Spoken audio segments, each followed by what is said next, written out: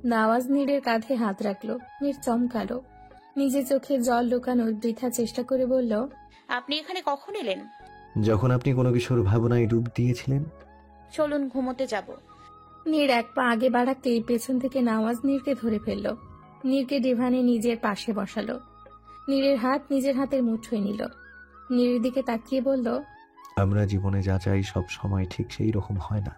আল্লাহ যা আমাদের জন্য মঙ্গল মনে করেন তাই আমাদের সাথে হয়, আর যা হয় তার কোনো কিছুর উপর আমাদের হাত থাকে না। প্রথমে আমাদের ভীষণ খারাপ লাগে যে কেন আমাদের সাথে এমন হলো, তবে এটা ভাবলেই আমাদের শান্তি লাগে যে আল্লাহ উত্তম পরিকল্পনাকারী। দেখো নীর, আমি বা তুমি আমরা কেউ জানতাম না যে আমাদের বিয়ে হবে। দুজনেই আমরা প্রস্তুত ছিলাম না, দুজনের পরিবার প্রস্তুত ছিল না। যেহেতু বিয়েতে শুধু স্বামী স্ত্রীর সম্পর্ক তৈরি হয় না, হয় দুটো পরিবারের, এবং বিয়েটা যদি আমাদের মতো হয় তাহলে পরিবারে কারো না কারো আপত্তি স্বাভাবিক। তবে এই আপত্তিকে ঘিরে নিজেকে ছোট করা যাবে না। পরিবারের অন্যান্য সদস্য যারা তোমাকে ভালোবাসে তাদের কথা চিন্তা করে নিজেকে শক্ত করতে হবে। কখনো নিজেকে নিচু ভাবা যাবে না। যাদের মনে একটু রাগ অভিমান আছে তাদের মনে ধৈর্য ধরে ভালোবাসার ফুল ফোটাতে হবে।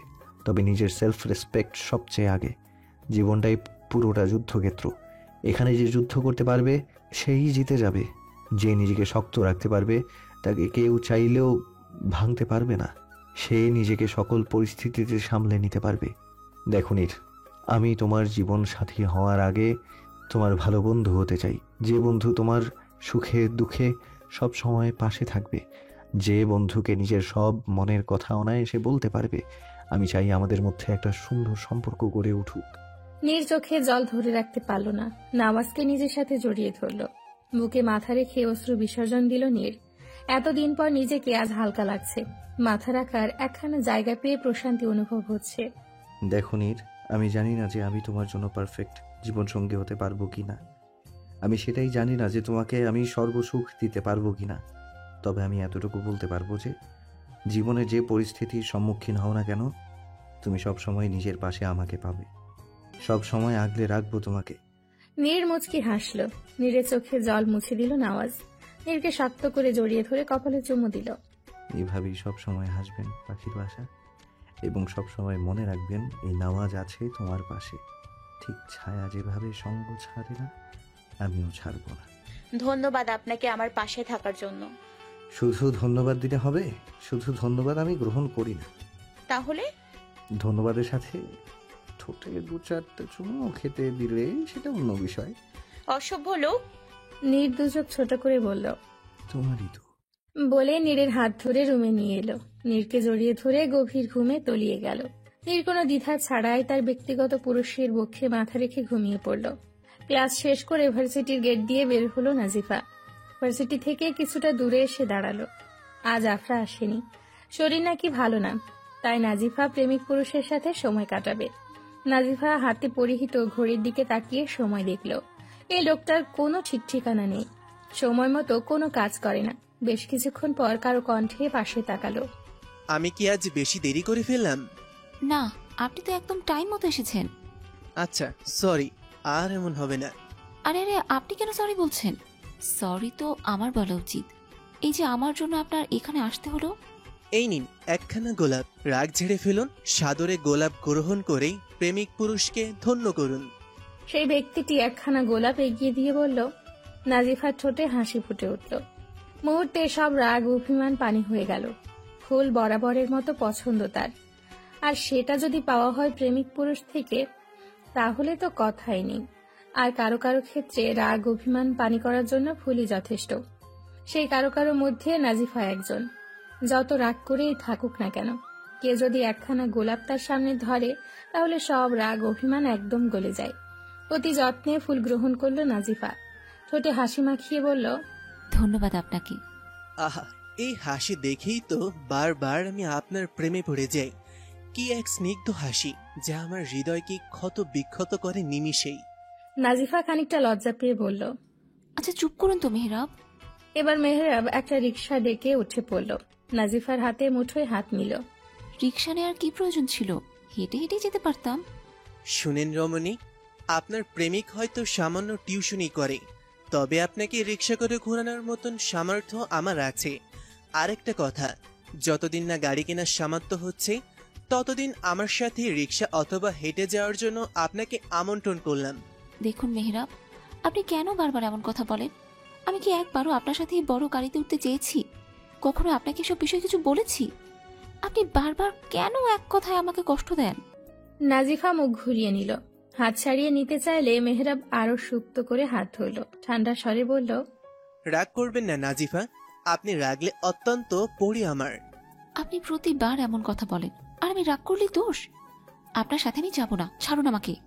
আপনি এভাবে রাগ করলে কিন্তু পুরো বউ বউ লাগে। নাজিফা মেহরাবের কাঁধে মাথা রাখল। সুন্দর বিকাল উপভোগ করার জন্য এমন একটা মানুষ থাকাই যথেষ্ট। আজও তার সেই দিনটির কথা মনে পড়ে, যখন তার মনে কেউ ভালোবাসার অনুভূতি জাগিয়েছিল, ভালোবাসা নামক যন্ত্রণা সহ্য করতে শিখেছিল। নাজিফা তখন ইন্টার সেকেন্ড ইয়ারে পড়ে। একদিন লাইব্রেরিতে বই পড়তে গিয়েছিল। আগে যেই জায়গায় বইটা ছিল সেদিন সেই জায়গায় বইটা পায় না। বেশ খোঁজাখুঁজির পর বইটা পেল, কিন্তু ওপরের শেলফে। বেশ খানিকক্ষণ চেষ্টা করেও বইটা হাতে নাগালে পেল না। বেশ কিছুক্ষণ পর তার পেছন দিয়ে এসে কেউ একজন বইটা নামিয়ে দিল।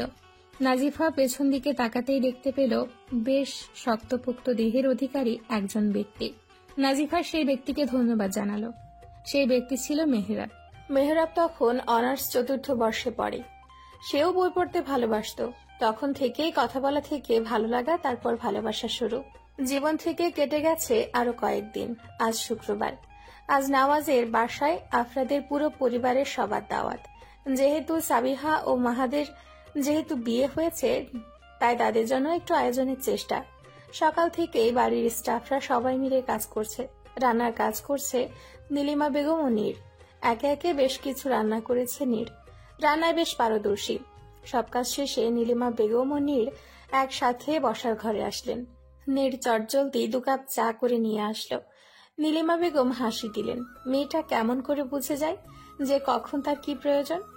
নীলিমা বেগম চায়ের কাপে চুমুক দিয়ে নীরকে পাশে বসালেন। এইটুকু সময় পুরোটা নীরকে লক্ষ্য করেছেন। এমনি সময় তো ঠোঁটে হাসি লেগে থাকে, আজ কেমন যেন উদাসীনতা। নীরকে জড়িয়ে ধরে বললেন, কি হয়েছে নীর, তোমার মন খারাপ কেন?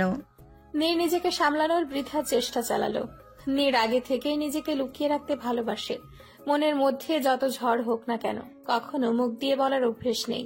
ঠোঁটে মিঠা হাসি টেনে বলল, কিছু হয়নি, আমি ঠিক আছি। আমি কিন্তু মায়ের কাছে মিথ্যে কথা বলা ঠিক না। আর যদি তুমি আমায় কিছু বলতে না চাও, তবে আমি ভাববো তুমি আমাকে মা মনে করো না। নীর কিছু বলল না, এক ধ্যানে মাটির দিকে তাকিয়ে রইল। নীলিমা বেগম বলে উঠলেন, আমার ব্যর্থতা হয়তো তোমার মনে সেরকম জায়গা করতে পারেনি। বলেই চলে যেতে নিলে নীর হাত টেনে ধরে। নীরের চোখে পানি স্পষ্ট। নীলিমা বেগম ভরকে যান। নীরের চোখে পানি কেন? নীরের চোখের পানি মুছে দিয়ে বলেন, কান্না করছো কেন তুমি? কেউ কিছু বলেছে? শরীর অসুস্থ? কি হয়েছে তোমার? না বললে বুঝবো কি করে? নীর নীলিমা বেগমকে ধরে কেঁদে দেন। নাক টেনে বলে, বাবাকে মনে পড়ছে। বলে আবারও চোখের পানি দিয়ে গাল ভিজিয়ে দিল। নীলিমা বেগম নীরের চুলে হাত বুলিয়ে দিলেন, কপালে চুমু খেলেন। কি বলে সান্ত্বনা দিবেন তা খুঁজে পেলেন না। আসলে বাবা মার মতো কেউ নেই। যার বাবা মা নেই সে বুঝে বাবা মা কি জিনিস। কিছুক্ষণ পর বললেন, এভাবে কাঁদলে কি হবে? আমাদের সবাইকে একদিন চলে যেতে হবে, হয়তো কারোর আগে কারো পরে। নামাজ পড়ে বাবার জন্য আল্লাহর কাছে দোয়া করবে। জানো মনি, শুক্রবার হলেই বাবা পুরো বাড়ি মাথায় করে রাখতেন। বাবার সবকিছু আমি গুছিয়ে দিতাম। জুমার নামাজে যাওয়ার আগে আমার মাথায় হাত বুলিয়ে দিতেন, বলতেন, আম্মাজান আমি যাইতেছি, আপনার লগে আইবার সময় জিলাপি নিয়ে আমু। কি সুন্দর মানুষটা হাসি মুখে নামাজ পড়ে আমার জন্য জিলাপি নিয়ে আসতো, নিজ হাতে আমাকে খাইয়ে দিত। আজ সেই মানুষটাই নেই। কেন আমার সাথে এমন হলো? কেন এত তাড়াতাড়ি আমার বাবাকে নিয়ে গেলেন আল্লাহ? আজও বাবার হাস্যোজ্জ্বল মুখ আমার চোখে ভাসে। কেন আমার সাথে এমন হলো? বলেই নীর আবারও কান্নায় ভেঙে পড়ে। নীলিমা বেগম তাকে বেশ কিছুক্ষণ আগলে রাখেন। তাকে বুঝিয়ে রুমে একটু আরাম করার জন্য পাঠিয়ে দেন। রুমে গিয়ে একটু বেডের উপর পিঠ ঠেকিয়ে বসতেই চোখ লেগে গেল। হঠাৎ দরজা খোলার আওয়াজে চোখ খুলল নীর। নওয়াজ সোজা ওয়াশরুমে চলে গেল। নীর পানির আওয়াজে বুঝতে পারল নওয়াজ গোসল করছে। তাই নীর তার পছন্দ মতো একদম সাদা রঙের পাঞ্জাবি বের করল। সাদাটা বরাবরই পছন্দ। আর সাদা নামাজকে মানায়ও বটে। আজও মনে পড়ে কিভাবে শীতের সকালে নামাজের সাথে ধাক্কা খেয়েছিল। কে জানতো সেই সুপুরুষ নীরের ব্যক্তিগত পুরুষ হবে। কখনো তো কল্পনাও করেনি নীর যে সেই ব্যক্তি নীরের নিজের মানুষ হবে, যার উপর শুধু নীরের আধিপত্য চলবে। সব শেষে নীরের বাচ্চার বাবা হবে। ইস, এ কি ভাবলো সে? শেষের কথা ভাবতে এই চোখ মুখ লজ্জায় লাল হয়ে গেল। নীর কিনা এত কিছু ভেবে ফেলেছে। নীরের ভাবনার মাঝে কখন নাওয়াজ গোসল শেষ করে বেরিয়ে এসেছে তা বুঝতে পারল না নীর। নাওয়াজ বিছানার উপর বসে এক টানে নীরের কোমর ধরে নিজের কোলে বসিয়ে দিল। নীরের হাতে টাওয়াল দিয়ে বলল, চুল মুছে দাও। কেন নিজের কাজ নিজে করতে পারেন না? পারি, তবে এটা তোমার বউগত দায়িত্ব যে স্বামী চুল মুছে দেয়া, স্বামীকে সেবা করা। ও, আপনারও তো স্বামীগত দায়িত্ব আছে। তবে কি তুমি চাচ্ছ আমি স্বামীগত দায়িত্ব পালন করি? নীরকে কাছে টেনে নিল নাওয়াজ। গলায় ঠোঁট ছুঁয়ে কানের কাছে ঠোঁট ছুঁয়ে বলল। নাওয়াজের কথার অর্থ বুঝে লজ্জায় নুয়ে পড়ল নীর। নীর কি বলতে চেয়েছিল আর এই লোক কি বুঝল? সব সময় উল্টাপাল্টা কথা ভাবে এই অসভ্য লোক। নীর আমতা আমতা করে বলল, ছাড়ুন। তুমি তো আমার কোলে বসে আছো, আমি কিভাবে ছাড়বো? নীর চোখ ছোট করে ফেলল। ভারী বজ্জাত লোক, কিভাবে লজ্জা দিচ্ছে ভাবা যায়। নীর দ্রুত সরে গেল। নামাজ পাঞ্জাবি পড়তে পড়তে নীরকে প্রশ্ন ছুড়ল, তোমার কি লজ্জা পাওয়ার রোগ আছে? আমি কিছু না করতেই লজ্জা পাও? গোসল করে বেরিয়ে দেখি একা একাই লজ্জা পাচ্ছ, ব্যাপার কি নীর? তেমন কিছু না। নামাজ দুষ্ট হাসি হাসলো। নীরকে ভড়কে দিতে বলল, আমি বুঝতে পেরেছি কেন তুমি লজ্জা পাচ্ছিলে। নীর চোখ তুলে নামাজের দিকে তাকালো। এই লোক তো নীরের মনের কথা পড়ে ফেলে, তবে কি এখনো সব বুঝে ফেললো? নীর বাঁকা চোখে বলল, কি বুঝেছেন? তুমি এত দুষ্টু নীর, তুমি যে এত কিছু ভেবে ফেলেছো তা কিন্তু আমি বুঝেছি, কিন্তু আমি তো ভাবছি যে তুমি এত গভীর ভাবনা কিভাবে ভাবলে। আপনি ভুল ভাবছেন। বলেই নীর এক দৌড় দিল। নীরের ফেস দেখার মতো হয়েছিল। নামাজ হেসে উঠল। এই মেয়েকে খুব সহজে জব্দ করা যায়। পুরোপুরি তৈরি হয়ে নামাজের জন্য বের হয়ে গেল। বিকেলবেলা নামিরা বেগম তার পুরো পরিবার নিয়ে উপস্থিত হয়। নামিরা বেগম ও নীলিমা বেগম নিজেদের মতো কথা বলছে। আকরাম আহমেদ ও নিজাম তালুকদার একসাথে বাইরে গিয়েছেন। সবাই নীরের রুমে বসে আড্ডা দিচ্ছে। বিছানার এক পাশে সাবিহা বালিশের উপর হেলান দিয়ে বসেছে মাত্র। এতক্ষণ যাবৎ নীরকে তারা সাজিয়ে দিচ্ছিল। নীরকে লাল জামদানি পরিয়ে দিয়েছে, সাথে একটু সাজিয়েও দিয়েছে। আরে ভাবি, আপনাকে তো সেই লেভেলে সুন্দর লাগছে। নাজিফা বলে উঠল। আফরা তাল মিলিয়ে বলল, আসেন একটা ছবি তুলে নওয়াজ ভাইয়াকে ফোনে হোয়াটসঅ্যাপ করি। বলেই আফরা ঠুসঠাস করে কয়েকটা ছবি তুলে নিল। দেরি না করে নওয়াজের ফোনে হোয়াটসঅ্যাপ করলো। নওয়াজ সেকেন্ডের মধ্যে সিন করলো। আরে ভাই দেখি ছবি দিতে না দিতেই সিন করেছে। ভাই আজ আমার শেষ। আহা ভাবি, কি লজ্জা মাখা চাহনি। আফরার কথায় নীর আরো একটু লজ্জা পেল। লজ্জায় গালে লাল আভা ছড়িয়ে পড়ল। চোখ তুলে এদিক সেদিক তাকালো। কাপা কাপা ঠোঁটে বলল, এবার কিন্তু বেশি হচ্ছে আরফা। আরে নাফিসা দেখ ভাবি কিভাবে লজ্জা পাচ্ছে। আমার তো মন চাচ্ছে এই লজ্জা মাখা মুখে চুমু দিয়ে দিই। এই গালে চুমু দেওয়ার অধিকার শুধু নওয়াজ ভাইয়ার। তুই কেন ও ভাইয়ার অধিকার ক্ষুণ্ণ করবি আফরা? সাবিহার কথায় আফরা ও নাজিফা একসাথে হেসে দিল। আফরা নীরকে লজ্জা দিতে বলল, ভাই তো আমার পুরাই শেষ ভাবির এই রূপ দেখে। নীর রাগী চাহনি দিয়ে বলল, আরফা তুই কিন্তু লিমিট ক্রস করছিস। এই আফরা তুই থাম, তোর লিমিট ক্রস করার কোনো অধিকার নাই। লিমিট ক্রস করার অধিকার শুধু নওয়াজ ভাইয়ার, তাই না নীর? সাবিহা নীরকে একটু ধাক্কা দিয়ে বলল। নীরের ফেস বাংলার 5-এর মতো হয়ে আছে। দেখতে ভীষণ ভালোই লাগছে। তাকে লজ্জা দিতে আরো বলল আফরা, আরে বল না, নওয়াজ ভাইয়া কি লিমিট ক্রস করেছে? হাতে হাত রেখে পাশাপাশি একসাথে। আরফা প্লিজ এবার চুপ কর বোন। আরে এমন করছিস কেন, বল না। ভাইয়া কি তোকে চুমু খেয়েছে? ঠোঁটে ঠোঁটের আলাপন হয়েছে? নীর কি বলবো ভেবে পায় না। লজ্জায় মরি মরি অবস্থা। ঠিক তখন হাতে থাকা ফোন ভাইব্রেট হয়। মেসেজ চেক করতে দেখতে পায়, বউ, আমাকে যন্ত্রণা দিতে কি তোমার ভালো লাগে? কেন আমার ধৈর্যের পরীক্ষা নিচ্ছ? ধৈর্যের বাঁধ ভেঙে গেলে কি এই বেসামাল আমি কে গ্রহণ করতে পারবে? আমার বেসামাল স্পর্শ নিতে পারবে? নীর যেন আরো নুয়ে পড়ল। একদিকে নামাজ, অন্যদিকে এরা। কি এক অবস্থায় পড়ল নীর। ভাগ্য ভালো কেউ মেসেজ দেখেনি, না হলে আরো লজ্জায় পড়তে হতো নীরের। নীরের অবস্থা দেখে সাবিহা সবাইকে চুপ করতে বলল। সবাই নীরের অবস্থা দেখে হাসতে লাগলো। নীর কাজের কথা বলে রুম থেকে বের হয়ে গেল। নীর বের হতে আবারও হাসির আওয়াজে মেতে উঠল পুরো রুম জুড়ে। বসার ঘরে বসে সন্ধ্যের নাস্তা করছে সবাই। বেশিরভাগ নাস্তা ঘরের তৈরি, নীর তৈরি করেছে। তাদের খাওয়ার মাঝে কলিং বেল বেজে ওঠে। জহুরা খুলে দিতেই ছোট পায়ে প্রবেশ করে পরি। পরীকে দেখে অবাক হয় সবাই। পরীর পেছন পেছন এগিয়ে আসছে রাদিফ। রাদিফকে দাওয়াত দেওয়া হয়েছে। এভাবে তো সময় পাওয়া যায় না। যেহেতু আজ সবার ছুটি, তাই একটু সময় কাটানো যাবে সবাই মিলে। পরি দৌড়ে গিয়ে সাবিহার পাশে দাঁড়ায়। পেছন পেছন রাদিফ এগিয়ে আসে, সবার সাথে কুশল বিনিময় করে, বলে, আরে আমি রেডি হচ্ছি। তখন পরি বলে সে নাকি আমার সাথে আসবে। আমি বলেছিলাম তুমি বাসায় থাকো, কিন্তু না, সে আমার সাথে আসবেই। ভালো করেছেন রাধিফ ভাইয়া পরীকে নিয়ে এসে। বলেই পরীকে কোলে নিয়ে চুমু খায় নীর। ছোট থেকেই বাচ্চাদের প্রতি অন্যরকম অনুভূতি কাজ করে তার। বাচ্চাদের ভীষণ ভালো লাগে। সবাই যে যার মতো নিজেদের জায়গায় বসে পড়ে। নীর, তোর বুঝি বাচ্চা অনেক ভালো লাগে? সাবিহার কথায় হাসে নীর। মাথা উপর নিচ করে, অর্থাৎ বুঝায় তার পছন্দ। সাবিহা নীরকে লজ্জা দেওয়ার জন্য বলে, নওয়াজ ভাইয়া তাহলে নীরের কোলে তাড়াতাড়ি পরীর মতো একজনকে নিয়ে আসার প্রস্তুতি গ্রহণ করো। সাবিহার কথায় নীরের দুগাল জুড়ে লাল আভা ফুটে ওঠে। কি পেয়েছে সাবিহা আপু তাকে? একের পর এক লজ্জা দিয়েই যাচ্ছে। সাবিহা আপু মোটেও ঠিক করছে না। মাহাত বলল, নওয়াজ, তাড়াতাড়ি চাচ্চু ডাক শুনতে চাই। যেহেতু বিয়ে তুমি আগে করেছো, সেহেতু চাচ্চু ডাক শোনানোর দায়িত্ব আগে তোমার, আর বাকি রইল আমার কথা। তবে শুনে রাখো, পরীর মতো একজন না, 12 জন আনবো। পুরো ফুটবল টিম বানাবো। সঠিক সময় হোক, তাই না বউ? নামাজের লাগাম ছাড়া কথায় নীরে যেন মরিমরি অবস্থা। কেউ তার দিক বুঝতে চাইছে না।